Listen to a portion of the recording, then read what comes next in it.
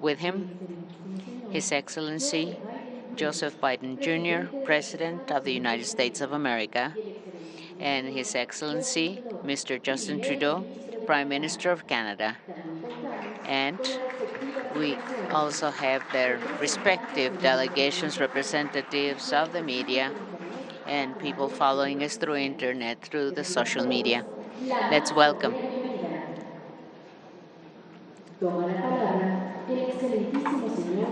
Two presidents and Prime Minister. Joseph Biden Jr., President of the United States of America. You have the floor, sir.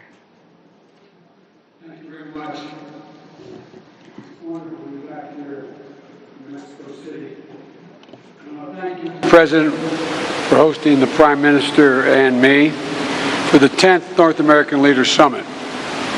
This is a magnificent forum, and we're true partners, the three of us, working together with mutual respect and a genuine like for one another to advance a safer and more prosperous future for all of our people. And the reason for this summit, this trilateral relationship, are so impactful is because we share a common vision for the future grounded on common values. And I mean that sincerely, common values we share in our countries. Since becoming president, I've been laser focused on rebuilding the U.S. economy from the bottom up and the middle out, not the trickle down economy, because the bottom up and the middle out, it works because the wealthy do very well and everybody else does well too, but everybody does well. And from the bottom up means investing in priorities for working families.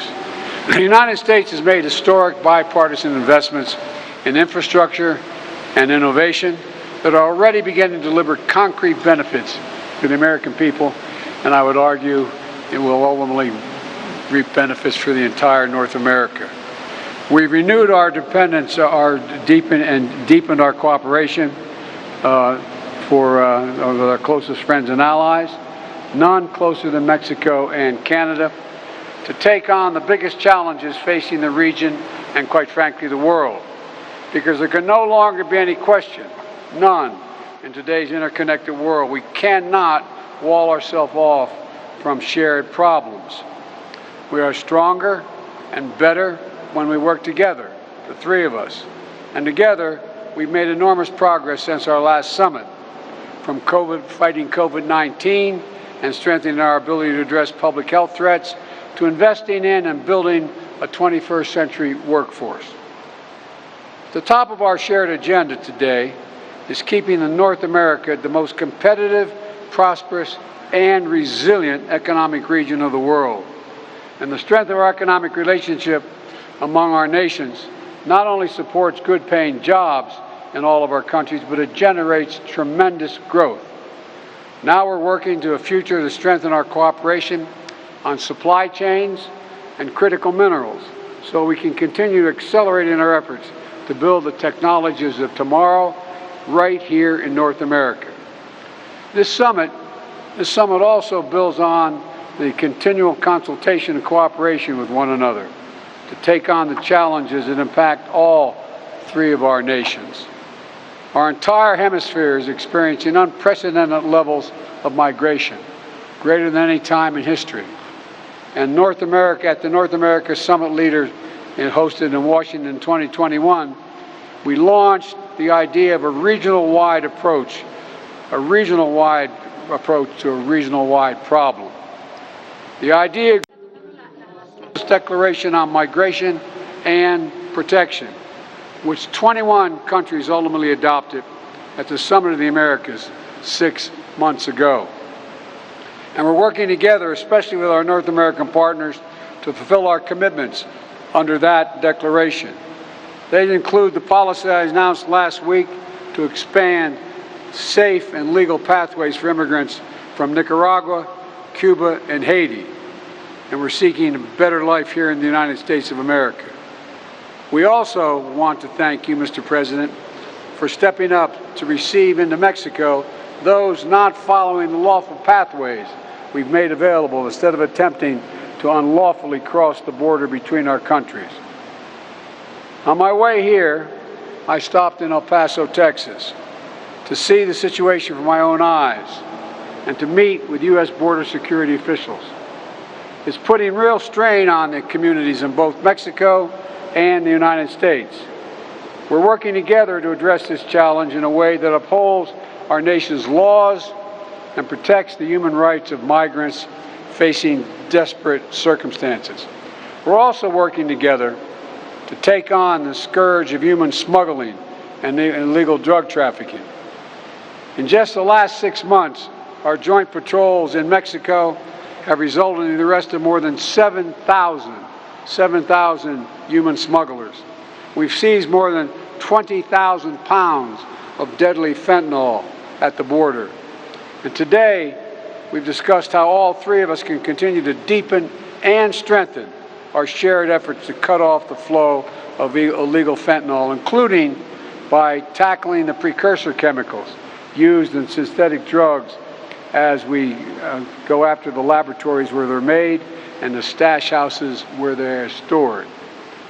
We also talked about meeting our commitments to make North America a clean energy powerhouse, and I believe that's within our grasp, and a global leader in addressing the climate crisis. That means working together to promote zero-emissions vehicles, to build charging stations for electric vehicles that are compatible across our international borders. It means exploring shared markets for clean hydrogen, and it means working together to meet our ambitious commitments under the Paris Agreement, including tackling methane and black carbon. And finally, as three vibrant democracies, we recognize our greatest strength is our people. Let me say that again. Vital democracies we are, and our greatest strength are our people, the strength of our people. And the key to our competitive edge in the world is our incredible diversity. So together, we're working to address the inequities that for too long have plagued historically marginalized communities in each of our nations, to make sure everyone gets a fair shot. It's one of the smartest investments we can make for our future, and we're going to make it together. So, Mr. President, Mr. Prime Minister, I'm honored to stand with you today, and I'm grateful to have both of you as partners, and I might add friends, as we work together to realize a shared vision for North America. Thank you very much.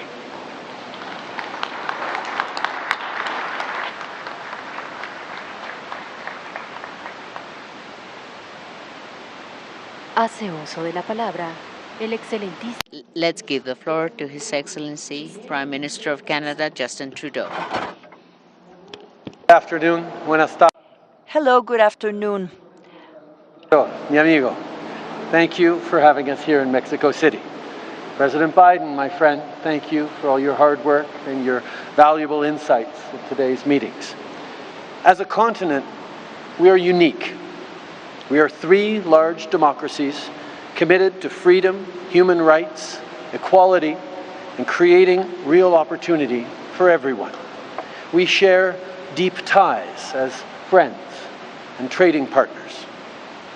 Au cours des 30 dernières années, During these 30 years, the economies of Mexico, US, and Canada have become closely tied because of NAFTA.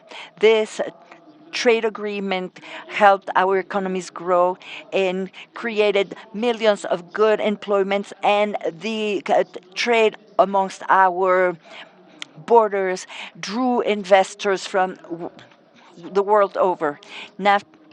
competitive in the world. It makes sense why. Combined, we are home to 500 million people. We have an extraordinarily strong innovation ecosystem. Our combined GDP is larger than that of the European Union. And as leaders, we are all dedicated to driving economic growth that supports the middle class and those working hard to join it. These are all foundations of a strong and resilient continental economy. People remember what happened just a few years ago when the certainty of this partnership was in question. Investors, businesses, workers, and citizens all worried about what would happen.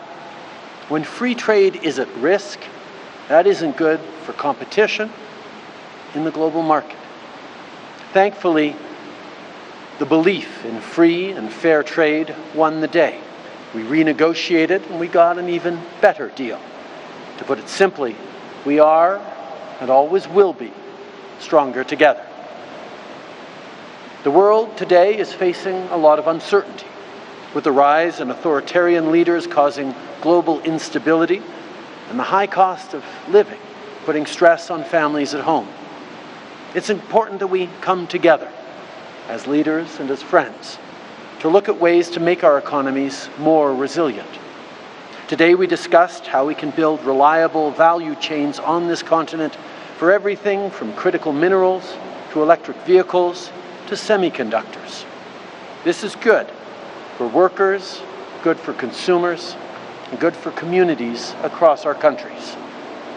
La COVID-19 nous a montré COVID-19 showed us the importance of supply chains and economic resilience, the importance of being prepared, being ready to face a new pandemic and try to prevent it. Today, we spoke about a way to improve our cooperation in the realm of health services in order to be ready to intervene. We further through our work to build a clean economy. Things like clean energy, including hydrogen, manufacturing zero-emission vehicles, and encouraging more people to adopt them. This is an enormous opportunity for workers and for business. On doit tous prendre part à la We should all be part of climate action. Government and private sector should work together to attain the 2030 goals and objectives. These goals are not only about reducing pollution to get to the Paris objectives. They have to do with our engagements to preserve 30% of our lands and oceans in 2030. In COP15 in Montreal, Canada, convened the countries around the world, and we reached a historic agreement to preserve and protect nature. This is essential for the health of the economy. Mexican and American friends committed so strongly to protecting clean air, clean water, and a brighter future. Canada is also pleased to see all three countries take steps towards building a more diverse, equal, and inclusive society. A society where there is opportunity for everyone, where women and girls are politically and economically empowered, including Indigenous women and girls, where the benefits of growth are felt by workers and families across the economy. By doing this, we create a more stable, prosperous, and equal future. And we build economies that work for all North Americans. We made progress on a lot of different things today. There's a lot going on in the world right now, and as North American leaders, we recognize the roles our countries play in being a source of stability and security, not just in the region, but around the world. Ce sommet a été productif. This summit was extremely fruitful. We were able to reiterate our vision and the force of our partnership.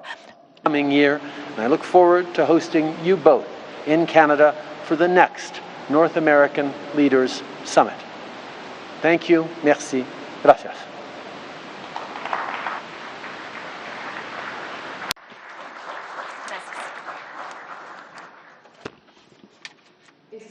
Now, let's give the floor to Mr. Andrés Manuel Lopez Obrador, President of the United Mexican States. I want to thank, in a very sincere fashion, the participation of President Biden and the Prime Minister of Canada, Justin Trudeau, and also the participation of their respective wives, Jill, Dr. Sophie, and I also want to thank their delegations and teams. The mere fact of being here together today as good neighbors in this environment of respect to look for the well-being of our peoples in a joint manner is in itself a very important historic event, a true happening.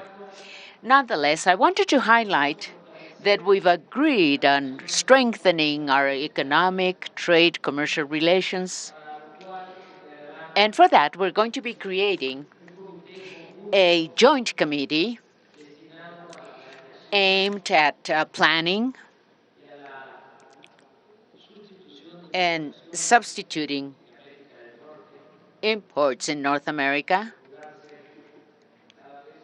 so that we may try to be increasingly self-sufficient in this part of the world and to turn development cooperation into a reality as well as the well-being of all the countries of our continent. We want that to be a reality. The United States, Canada, and Mexico will propose, each one of those countries will be proposing 4 members for the formation, for the creation of this task force, of this committee of 12 specialists that not only know this issue we are going to be working on, but they will also have our absolute trust to motivate, to persuade, and invite the business community, workers, public servants of all 3 governments, and to convince them about the importance, the transcendence of being united in North America, and for us to be able to seek from here on this unity in everything we do throughout the American continent. On the part of Mexico, in this group, we are going to be represented by Foreign Minister Marcelo Ebrard,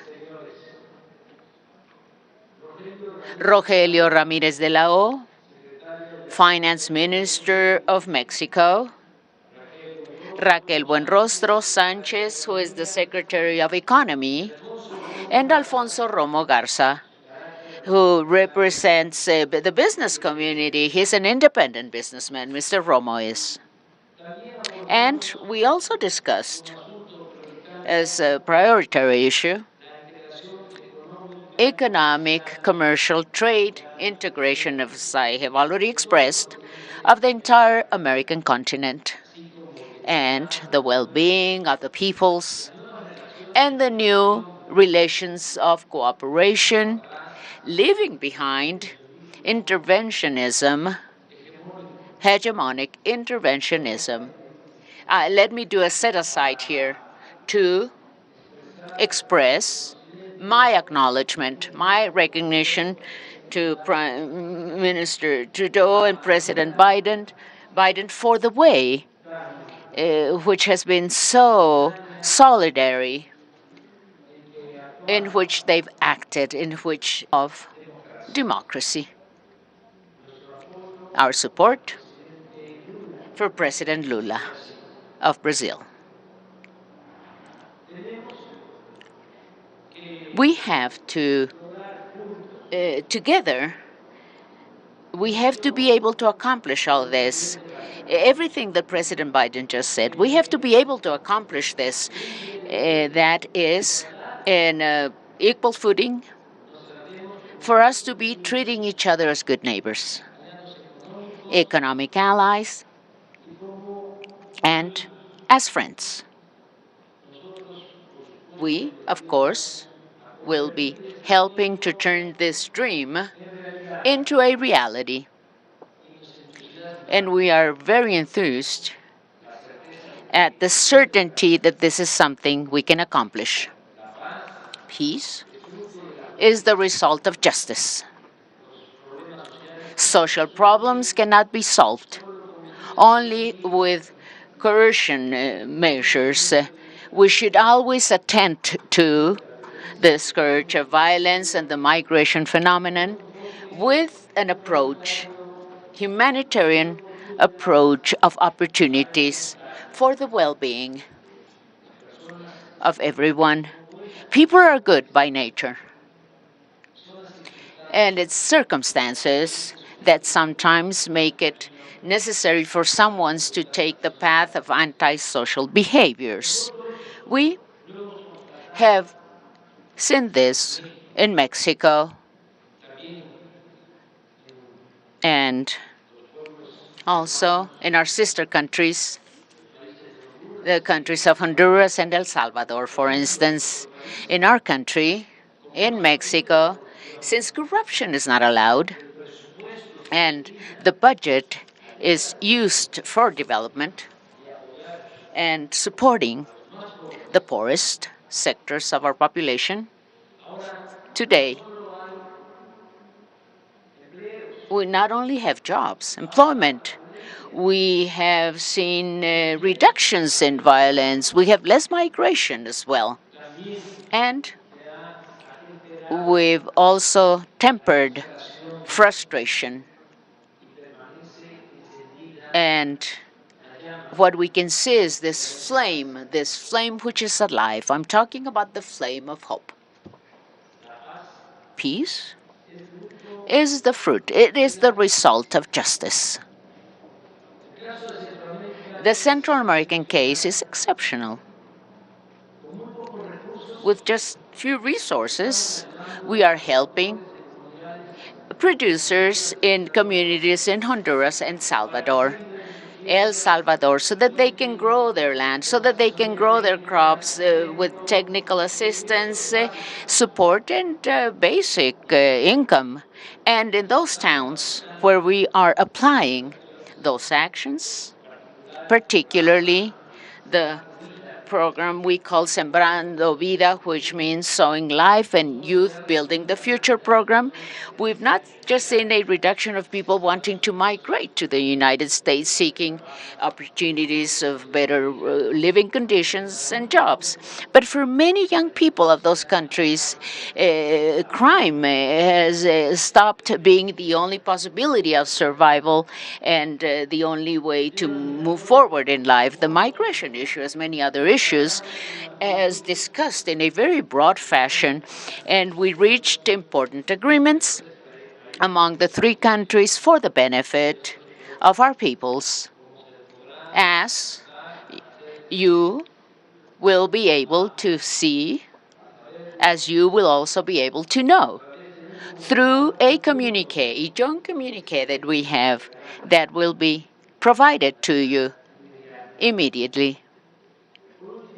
Finally, I want to thank Prime Minister Justin Trudeau for his extraordinary and fraternal program that consists of granting temporary working visas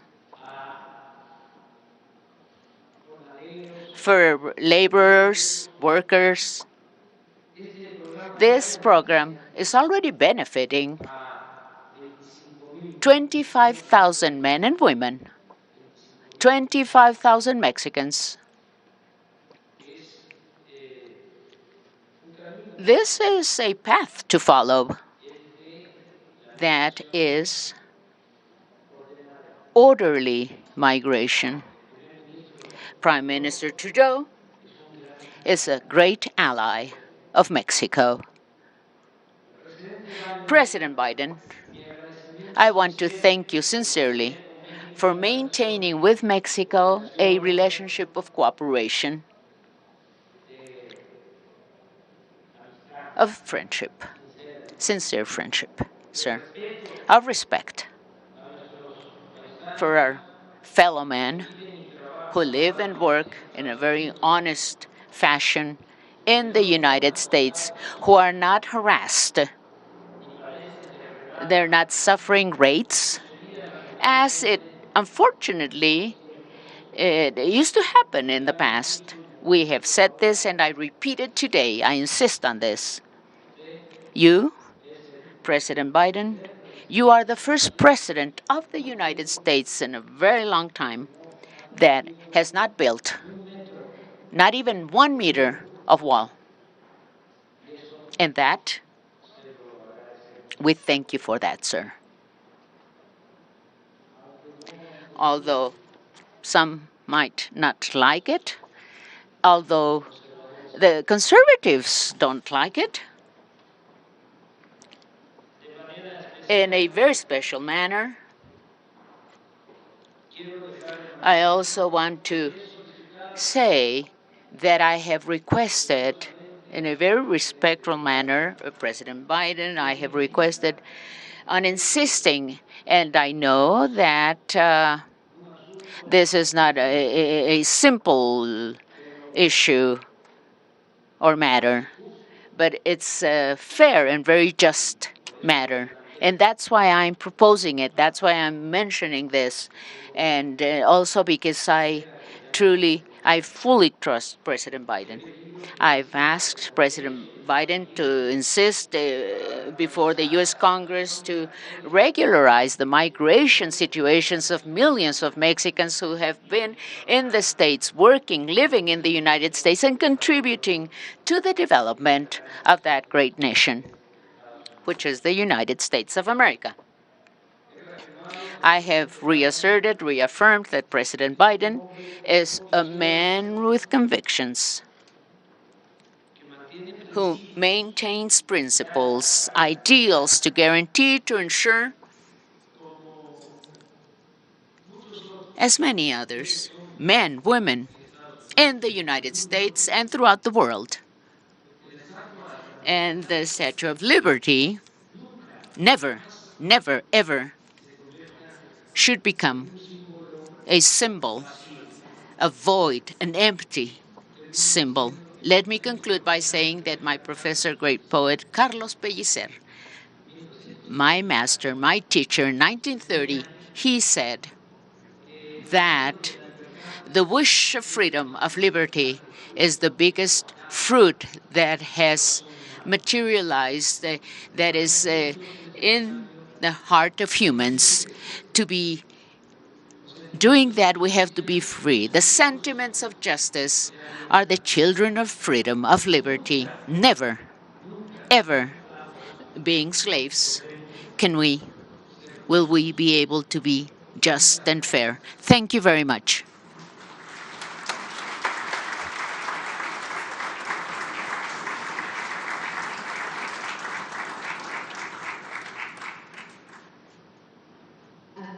Now, let's begin a Q&A session. Ladies and gentlemen, and the U.S. press, Your Excellency, Joseph Biden Jr., President of the United States of America.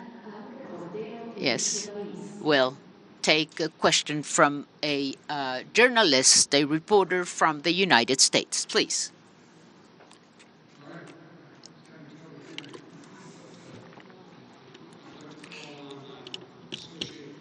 Estaba teniendo problemas para escuchar. Sí, por favor, Associated Press. Sí, señor presidente. Sí. Estamos hablando, ustedes mencionaron la seguridad. Policy changes. What's the right balance? And on the news at home, can you explain how classified documents ended up in one of your offices, and should the public have been notified sooner? For Prime Minister Trudeau, there's been a suggestion that Canada lead a multinational security force in Haiti. I wondered if that was a possibility and what you would need. Y señor usted presidente, muchas gracias por la bienvenida esta semana. Yes, President Lopez Obrador.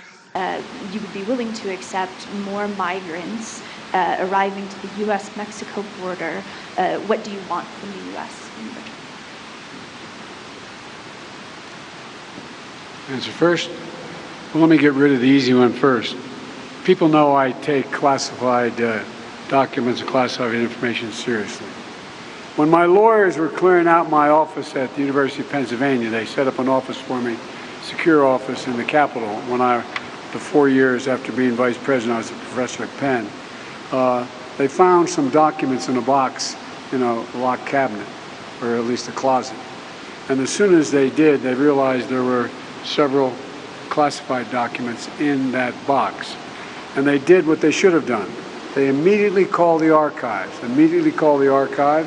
turned them over to the archives, and I was briefed about this discovery and surprised to learn that there were any government records that were taken there to that office. But I don't know what's in the documents. My lawyers have not suggested I ask what documents they were. I've turned over the boxes, they've turned over the boxes to the archives, and we're cooperating fully with the review, and which I hope will be finished soon, and there'll be more detail at that time. The first question now I forgot. Your first question related to? I asked if the. I'm only joking. The answer is you've got both extremes are wrong. It's a basic middle proposition. Here, look. As was mentioned by all of us in one way or another, this has been the greatest migration in human history around the world, as well as in this hemisphere. And when I got elected, the first major piece of legislation I introduced was to reform the immigration process, to make it more orderly, to make sure people have access under the law. And so what we found out, and not just in my visit to El Paso, but before that, we found out is that our Republican friends and few Democrats are very critical of what's going on the border, but yet refused to even look at the detailed document I submitted for the Congress to consider to reform the process completely. And so number one, right now, a majority of our migrants are coming from 4 countries: Venezuela, Cuba, Haiti, and Nicaragua. And we're expanding the very successful parole program we had with regard to Venezuela to Cuba and to Nicaragua and to Haiti to provide safe and orderly and humane processing for people fleeing those countries to come to the United States and claiming seeking asylum. And this is going to reduce the number of people illegally trying to cross the border. Venezuelans were trying to enter the country that has dropped off dramatically because we've allowed them to go directly to whatever country, the first country they go to, directly contact the United States, make sure that they make their application, showing that they do a background check, they in fact have access to a sponsor, and that they've been examined. And that way they're able to come through ports of entry. And it's dropped off, I'm going to make sure I get the numbers right, dramatically from 1,100 persons trying to enter per day to 250 a day. I've asked and I want to thank the President of Mexico for agreeing to take up to 3,000 people back that don't meet this criteria. Because look, right now, the cartels make a lot of money, which they use for drug trafficking as well. People have to make it through jungles and a long journey to the border, and many are victimized, not only in terms of what they have to pay, but victimized physically in other ways. And so we're trying to make it easier for people to get here, opening up the capacity to get here, but not have them go through that god-awful process. We're going to continue our efforts to address the root causes of migration, to help people stay in their home countries. I've asked the Congress for $4 billion to provide for that. We've also had our Vice President provide for private donations of over $3 billion to make sure that people, look, all of you know, all of us in the United States are immigrants. Mine go all the way back to the Irish famine, but the point is all of us have been immigrants. And one of the things that comes across fairly clearly is it's not like people sit in their home, city, county, town, and say, I got a great idea. Let's sell everything we have. Give it to a coyote, go through some jungles and a long path up to the United States, smuggle us across the border, drop us in a desert, and won't that be fun in a country we don't even speak the language? We can do more than merely just make legal immigration more streamlined, but we can also do it by preventing people from wanting to have to leave in the first place, by helping their communities, in fact, better their circumstances. And so I hope, and by the way, my proposals are supported by the Chamber of Commerce, by the American Labor Movement, which is an unusual coalition, and a whole range of people. The point here is that my Republican friends in Congress should join us in the solutions. And the one last point I'll make, and I'm sorry to go on so long, but we spend a lot of time talking about it, is we have to increase the technological capabilities of the border, both to intercept illegal drugs and other contraband, as well as people being smuggled across the border. We have now the ability to use, some of you've seen them, I know you have, I'm sure, these trucks that ride alongside of a tractor trailer. It's like a giant x-ray machine, and it can determine what's inside that tractor trailer, and thousands cross the border every day in legal commerce. And so we're allowed to determine whether or not there are fentanyls in there, drugs in there, people being smuggled across the border. We're going to provide significantly more of those vehicles for the people to be able to determine at the border what is coming across legally and illegally. A lot more to say, but I probably already said too much. Thank you.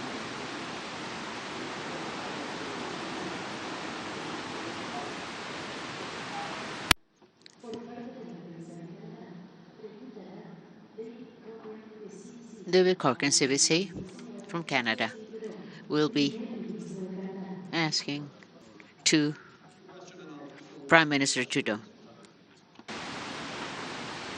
Okay, thank you, Prime Minister. A question for you and for President Biden as well. President Biden, you've talked a lot about economic cooperation and building continental supply chains and resilience here.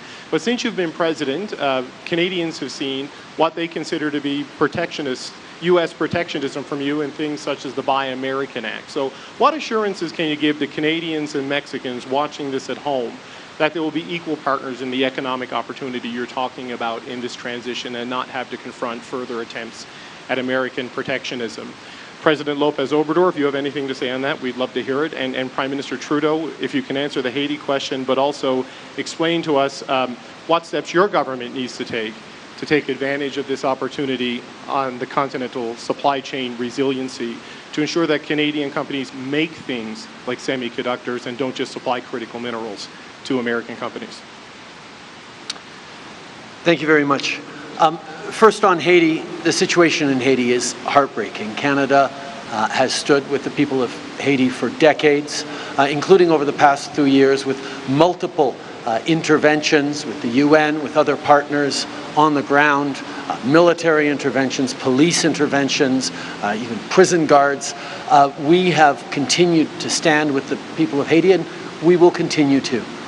Obviously, this current situation is heart-wrenching, and we need to continue to be there for the people of Haiti, but we need to make sure that the solutions are driven by the people of Haiti themselves. That's why Canada's focus, as we've stepped up over the past months, has been, first of all, in putting significant sanctions on the elites who are responsible for so much of the violence and political instability in Haiti.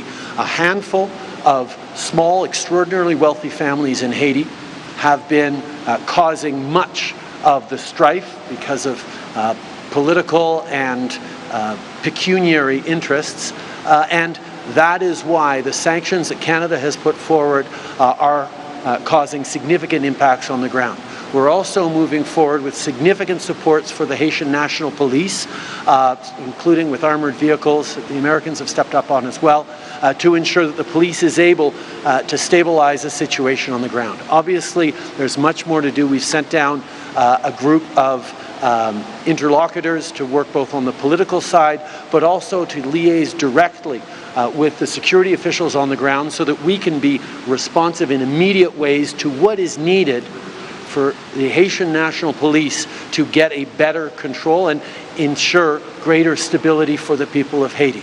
The UN called in September for the free flow of food, medicines, water, and fuel. Much of that has started again. It's still not where it needs to be, but we're going to continue to lean in on ensuring that that happens.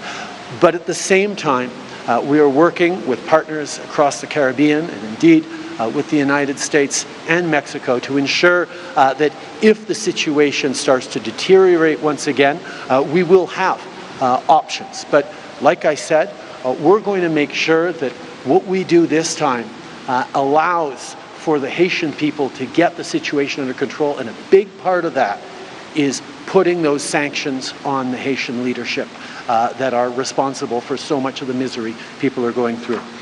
In regards to the continental supply chain, that was at the center of our conversations throughout this North American Leaders Summit. The idea that we already work extraordinarily well together with NAFTA, but there's so much more we can be doing at a time where supply chains around the world are under increasing stress, and significant economic actors around the world are becoming less reliable as partners and less desirable as partners in building the technologies and the energy futures that we want. That's why, you brought up a few examples of it, our critical minerals approach, a strategy that we just released a few weeks ago, is focused not just on mining the critical minerals that Canada has, that North America and the world needs in responsible environmental partnership with Indigenous peoples, doing it the right way, but also the development, the processing, the transforming into batteries, the transforming into technology that goes along the value chain as something that is important for Canada. And yes, it's something that we're continuing to look at. That's the same thing with electric vehicles, where we're building electric vehicles with our partners in Mexico and in the United States. But Canada, again, from the critical minerals that go into the batteries and the batteries themselves that we're starting to build, to the steel and aluminum that is amongst the cleanest in the world being developed in Canada, to the technology, the innovation from AI to engineering that is part of it. Canada is very much a partner in what we're developing in terms of more resilient supply chains. So there's lots more to do indeed. Even on semiconductors, the largest semiconductor packaging plant in North America, I believe, is in Bromont, Quebec. And packaging of semiconductors is actually how you assemble them into a unit that can then do the high value calculations and computations that need to happen. These are the kinds of things that Canada is very much focused on in ensuring not just prosperity right now, but good jobs as we move towards a environmentally responsible, net zero, socially inclusive future that the middle class in all three of our countries are relying on.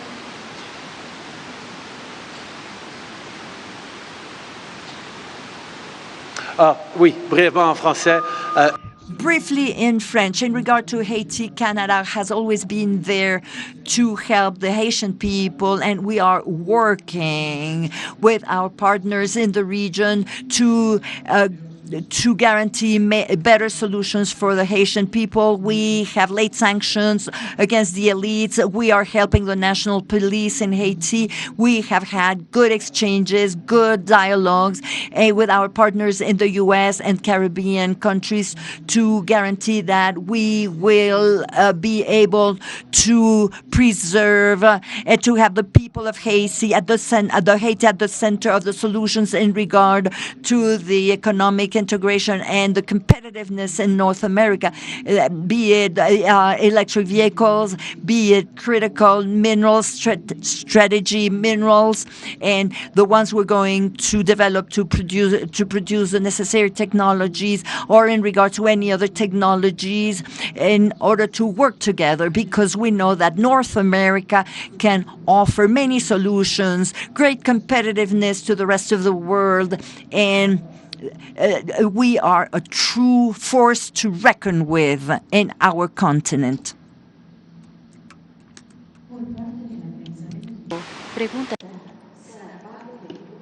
Sarah Pavlov of the Formula Group will pose a question to the Constitutional President of the United Mexican States. Yes, good afternoon, Presidents, Prime Minister, And we have a few questions for President Biden. I know that recently you announced the United States will be receiving citizens from Venezuela, Haiti, Cuba, and Nicaragua. What is the time frame, and are you thinking of expanding the number of people you will be receiving? And is this some other nations could be included? And what is the amount in technological improvements that the United States?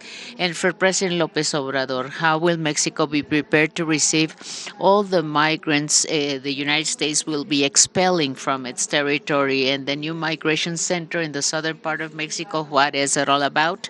And then after this 10th summit, are we going to be seeing changes in migration policies and the way migrants are being treated? And finally, this is for President Biden, fentanyl. What concrete actions are you going to be implementing?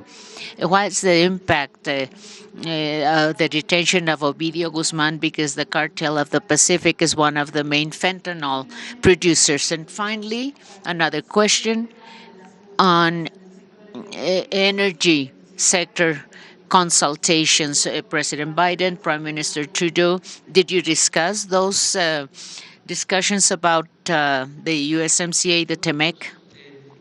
Very well. We did speak about migration in a very broad manner. Of course, there is cooperation with the U.S. administration, and at the same time, we have the commitment to protect migrants.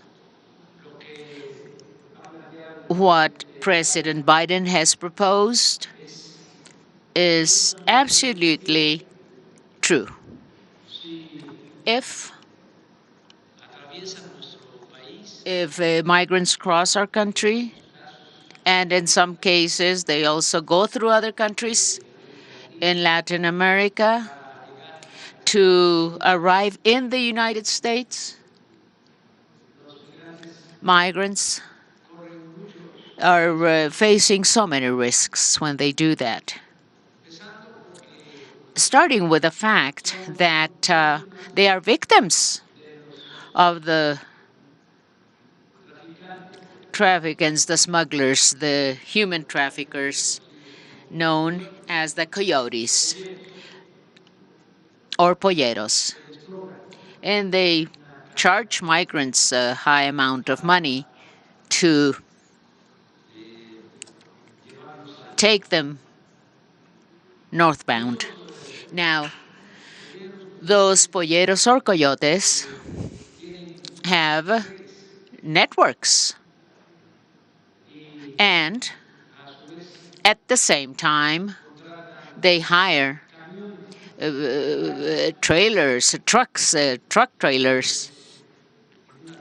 The box of the trailer, they can transport up to 300, 400 people.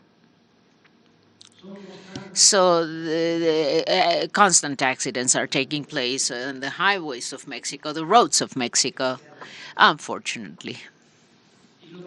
And the worst of it all is that many migrants are being kidnapped by criminal groups, by criminals. They're being murdered. And this is very sad, very painful. That's why I'm speaking about protection. What we want is an in-depth solution. We've always said that people, just as President Biden said, people do not leave their towns, their countries, their families because they like to do it. This is not a pleasure for them. They do it because of the needs they have. This is a necessity. We've always said we have to look at the root causes of all this.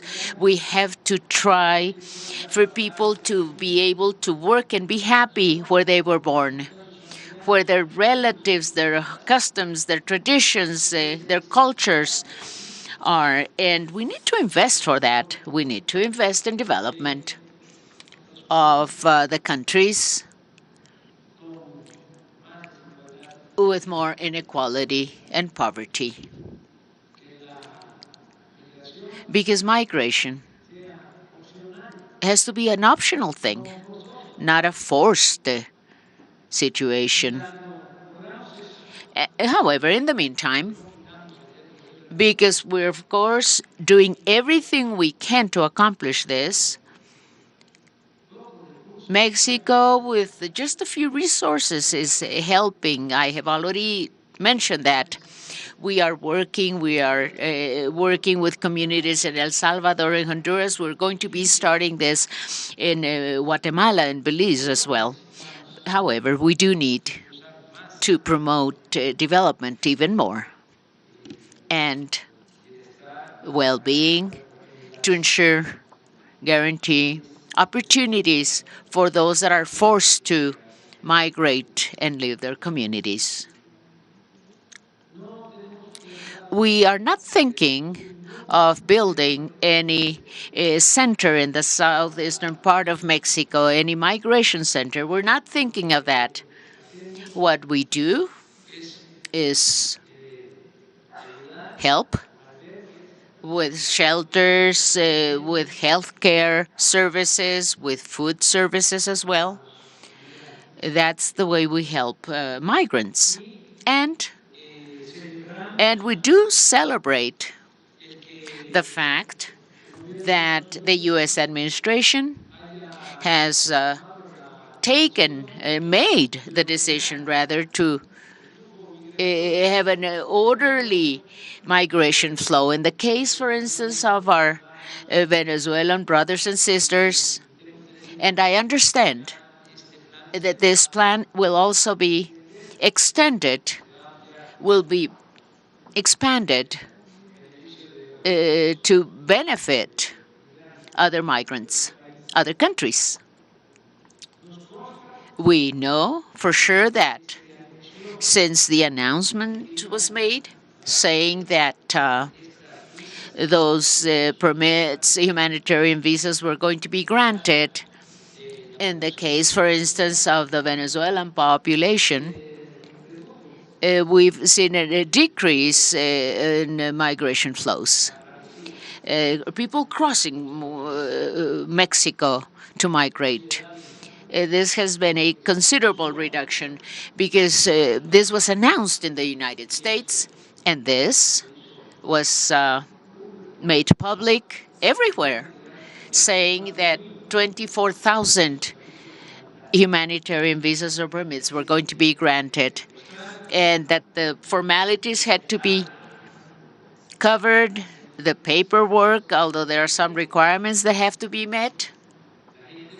People decided to do it. So what happened was that a new path has been opened. It didn't exist before. Everything was arriving in the United States, risking everything, risking people's lives, of course, at the risk of their own lives. Now that this mechanism has been approved, people can file their own request. And this might take time. However, there's hope. A hope that this purpose is going to be accomplished, the purpose of going to the United States to work, to live. We celebrate this. And we think that, I insist, what Canada is doing is also the right thing to do. And I was talking about our own experience as well. And you can look at data. It's there for you to look at. Because of circumstances in the past, migration corresponded to the sister countries of Central America. Those were the main migration flows from Central America. But for a long time as well, Mexicans migrating who were going to look for a better living standard, who were going to look for a job in the United States. And just imagine, there are 40 million Mexicans in the United States. 40 million who were born here in Mexico, or they're the children of people who were born in Mexico. Now, what have we been able to accomplish? With all the support for well-being, we've reduced the number of Mexican migrants. Yes, there are less migrants abandoning Mexico now because there's public investment, because out of 35 million families, 30 million families of Mexican families are now receiving at least a program,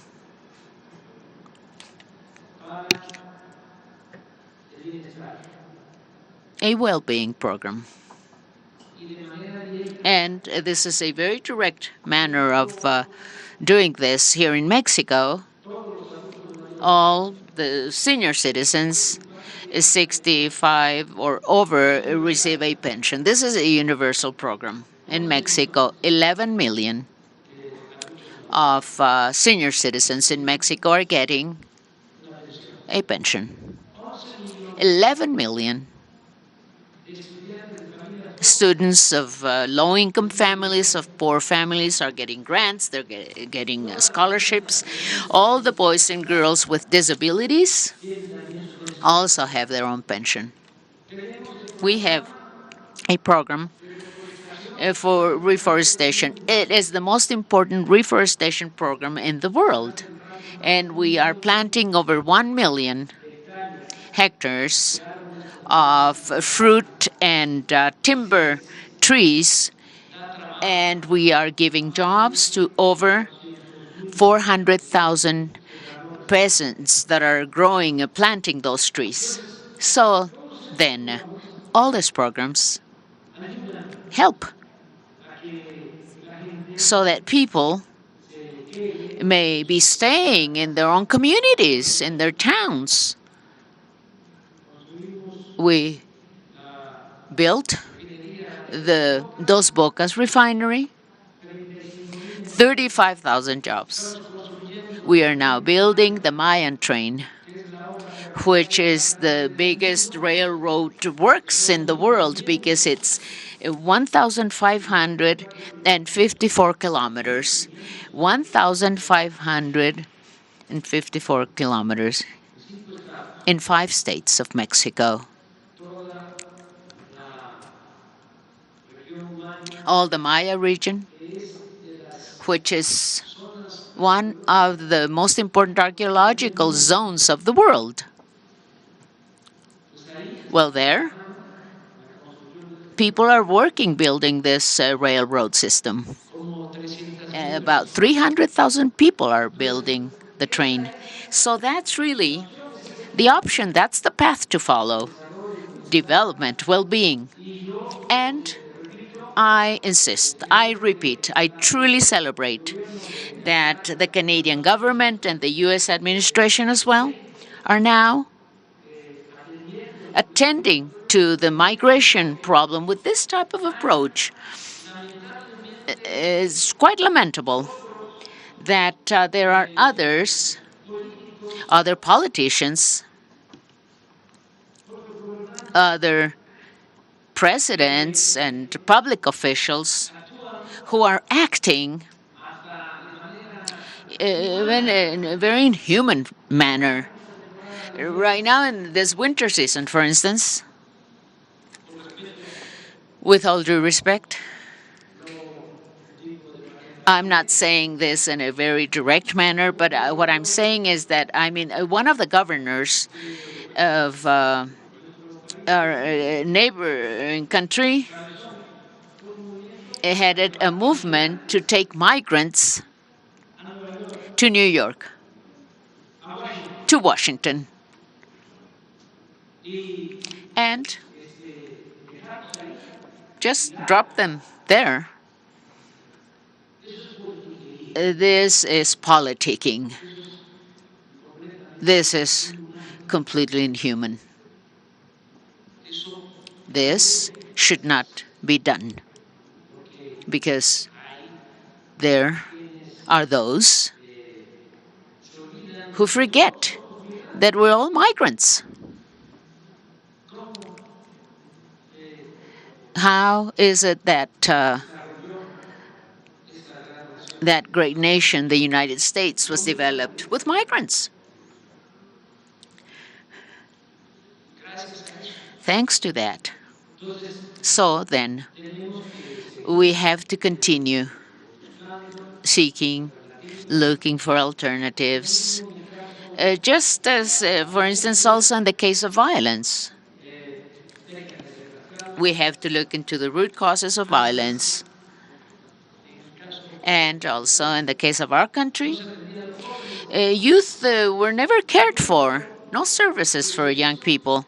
The only thing that was done was call them young people who didn't work, who didn't study. This is a discriminatory labeling for youth. They don't study, they don't work. Ninis, they were called in Mexico. They don't do one thing, they don't do the other thing either. So no one was ever caring for our youth in Mexico. All those young people only had, the only option they had, was to migrate. And many migrated, acting in a respectful manner, a very responsible fashion, and others as well were trying to make a living because they didn't have any other opportunities, so they made a living in what we call the informal economy, which is, making a living out on the street, no matter what. Whichever way you can make a living without falling into illicit activities. However, unfortunately, many did go into the path of antisocial behaviors. But we didn't really take care of young people in Mexico. However, we now have a program devoted to young people. This program never existed in the past. There are 2.4 million young people who are being hired. They are working. They're apprentices. What are we doing? We are taking away from them this culture, those seats, the reserves, the stock. We're taking that away from criminal groups. We're taking youth. We don't want our youth to be hooked. We don't want those criminal groups to be taking our youth away. We want to give them opportunities. That's exactly what we're doing in Mexico. And let me conclude also highlighting another difference, which is quite important. There is no corruption. In the administration, the government that I represent, there's no impunity either.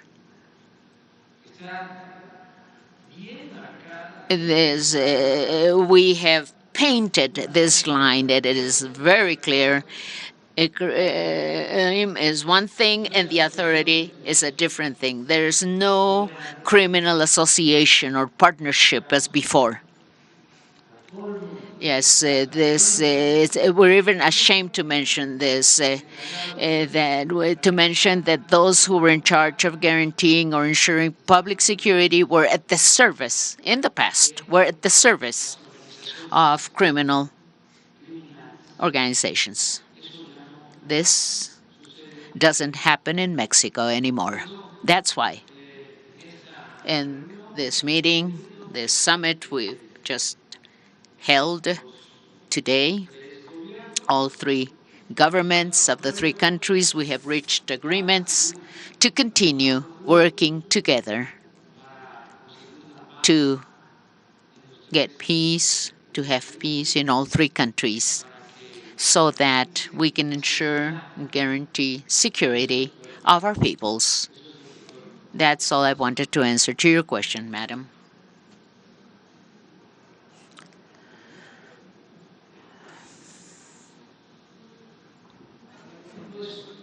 Yes, we are doing that.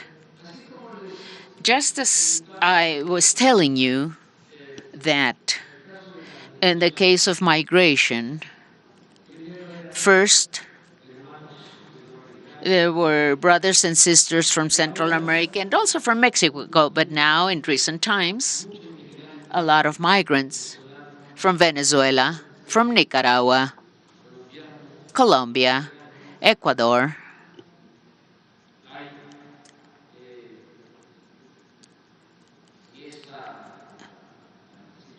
We do have a situation. This is these are changes in places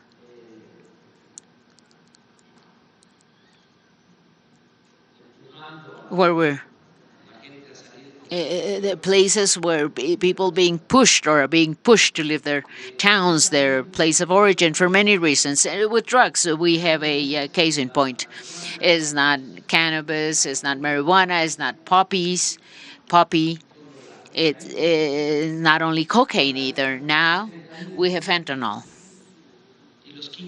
and chemicals, which are uh, some of the most dangerous type of substance and very harmful for people because they are causing so many deaths. So then, we're working on this in an organized manner. In the case of Mexico, this led us to make all the ports and the customs offices to be controlled by the armed forces in Mexico. All the sea customs office, because fentanyl and other chemicals come from Asia, and they are processed in labs, and we are avoiding the entrance of those chemical substances, and we are destroying labs.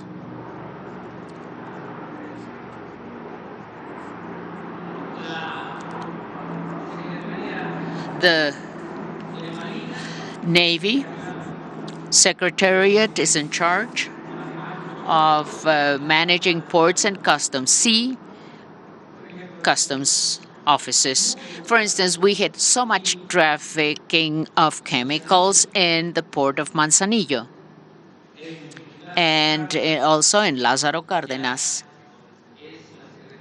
Now the Navy is in charge of controlling those customs. And all the customs, the land customs offices along the borderline, are now under the responsibility of the Ministry of Defense, National Defense Ministry. So we are combating fentanyl and those chemicals, and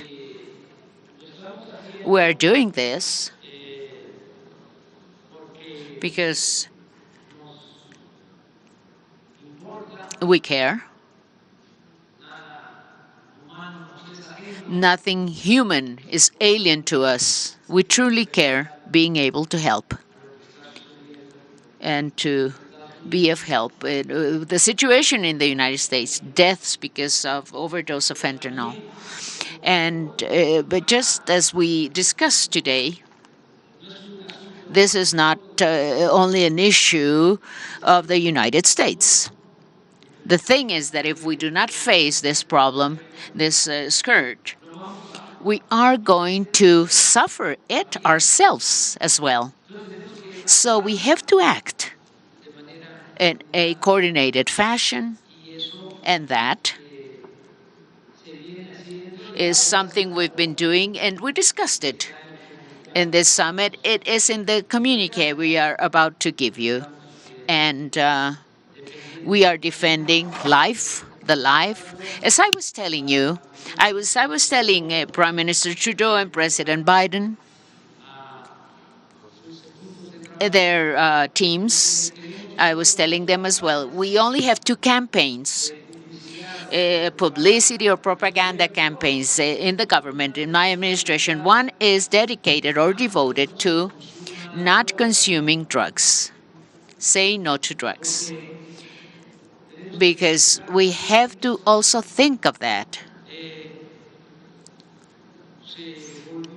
It became quite a famous thing, public fame. Everything related to gangs. There are even series of gangs and organized crime, gangs of organized crimes. And this is like an apology of that which is desirable, because there are residences, very rich homes in those series, very luxurious homes, and the cars. Men and women, all very good looking, very handsome men and women, well dressed, with jewelry all over the place, with a lot of power. And they pick up the phone and they call head of the police force, head of the military, or even a president of a country. And that's what's being disseminated all over. But we have seen a series on the damage caused by fentanyl, how in 6 months the life of a young person is destroyed, and what those doses contain. They have muriatic acid. Do people inform about the situation? Do people let other people know about this? No, of course not. So we are going to be launching an information campaign. As I was telling the president and the prime minister, I said, vapors, yes. They say, well, they're not bad. I mean, they have 5 substances. That's it. But they're not bad. We did some research on this.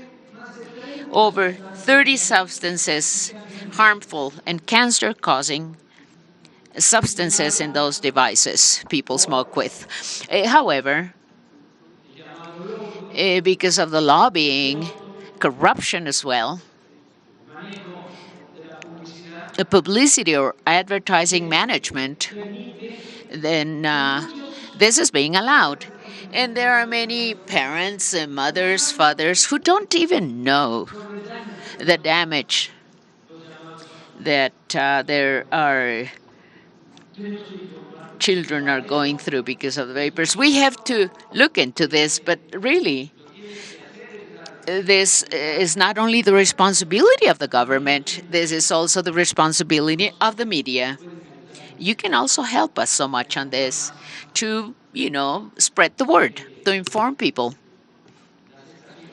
Radio stations, television networks, they should be devoting time for this, to inform people, to guide people on this, on how bad drugs can be for people's health, and that people can be successful and they can be happy without needing to fall into drug addiction, those mortal traps. Well, all this, that's what we've been discussing. I think I'm taking more than the time that I should have taken. It's cold outside. Thank you so much, everyone. Thank you from the bottom of my heart. Thank you. Thank you so much. Yes.